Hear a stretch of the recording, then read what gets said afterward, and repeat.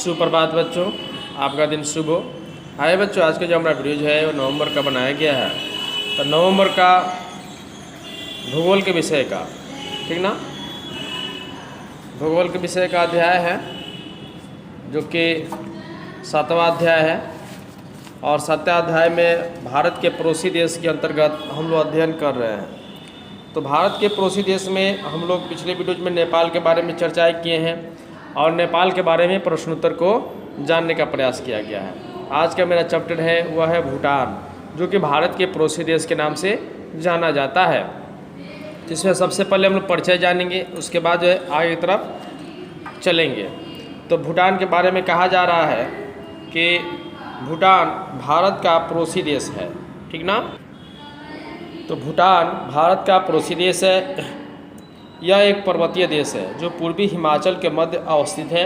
Bhutan 26 degree 45 देशांतर तथा एवं 28 डिग्री 20 देशांतर उत्तरी अक्षांश तथा 89 डिग्री 45 देशांतर एवं 92 डिग्री 5 देशांतर पूर्वी देशांतर के मध्य विस्तृत है। भूटान का क्षेत्रफल 46,500 वर्ग किलोमीटर है। भूटान के उत्तर में चीन देश है, पूर्व में अरुणाचल प्रदेश, दक्षिण में असम तथा पश्चिम में सिक्किम स्थित है। ये सभी भारत के राज्य हैं। भूटान चारों ओर जो है अस्तर से घिरा हुआ है। भूटान की राजधानी थिम्पू है। तो बच्चों, आप लोग सबसे पहले आज जान गए कि इसका क्षेत्रफल कितना है और कितने डिग्री अक्षांशों पे जो है ये देशांतर पर जो है ये और भूटान जो है स्थित है। और सबसे बड़ी बात है कि इसमें भूटान की जो राजधानी है वह थिम्पू है। इसे भी नोट आप लोग फेयर कॉपी में कर लेंगे। आइए कल स्थलाकृति। तो भूटान के दक्षिणी किनारे पर लगभग 16 किलोमीटर चौड़ी मैदानी पट्टी है जिसको द्वार कहते हैं। द्वार प्रदेश जो 600 मीटर तक ऊंची एवं संकरी पट्टी है। मैदान के उत्तर में निचले हिमालय पर्वत हैं जिसकी ऊंचाई 1500 से 3000 मीटर के बीच है। इन पर्वतमालाओं के उत्तर में ग्रेटर हिमालय है जिसकी भूटान में सर्वाधिक ऊंचाई 7574 मीटर है। जलवायु में वनस्पति के बारे में जान जाते हैं। तो भूटान की जलवायु पर्वतीय मानसूनी है। यहाँ तापमान पर ऊंचाई का स्पष्ट प्रभाव पड़ता है। वर्ष भर कठोर सर्दी पड़ती है। जनवरी का औसत तापमान 4 डिग्री सेंटीग्रेड तथा जुलाई का 17 डिग्री सेंटीग्रेड रहता है। वर्षा 185 सेंटीमीटर से अधिक मई में सितंबर में के मध्य होती है। वार्षिक वर्षा का औसत 250 सेंटीमीटर होता है, ठीक ना बच्चों।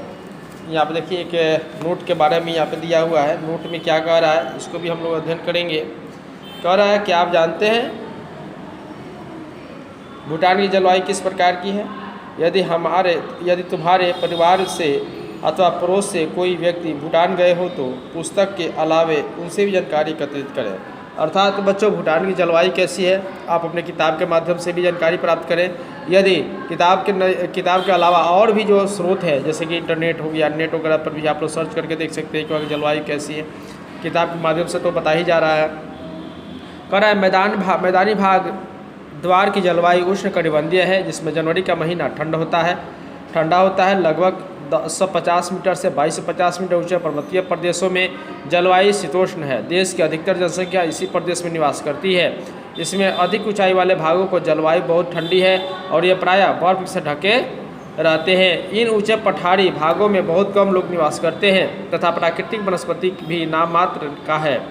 पर्वतों के दक्षिणी ढलानों पर अधिक वर्षा होती है और 500 से 750 सेंटीमीटर तक रिकॉर्ड की जाती है। जलवायु के अनुरूप ही वनस्पति कटिबंधीय विपणन पाया जाता है।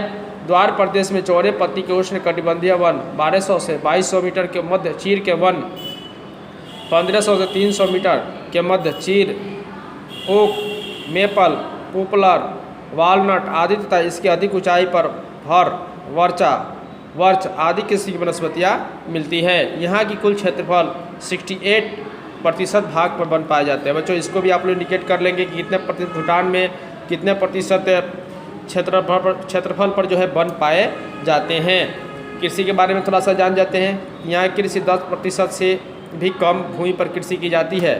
अधिक कृषि कार्य नदियों के अतिरिक्त घाटियों एवं मध्य ढलाव पर होती है। दक्षिण पश्चिम भाग में कृषि अधिक विकसित है। पूर्वी भाग में स्थानांतरण कृषि होती है। फसलों का उत्पादन ढाल और ऊंचाई के अनुसार होता है और चावल, गेहूं, आलू, मक्का, सब्जियां यहाँ के मुख्य रूप से उपजाई जाती हैं। तो बच्चों आज के जो भी, जैसे कि मान लीजिए आपसे पूछ दिया जाए कि भूटान में जो है कौन कौन से फसलें मुख्य रूप से उपजाई जाती हैं, तो इसमें से है चावल, गेहूँ, जौ, आलू, मक्का, सब्जी और प्रमुख रूप से उपजाई जाती है।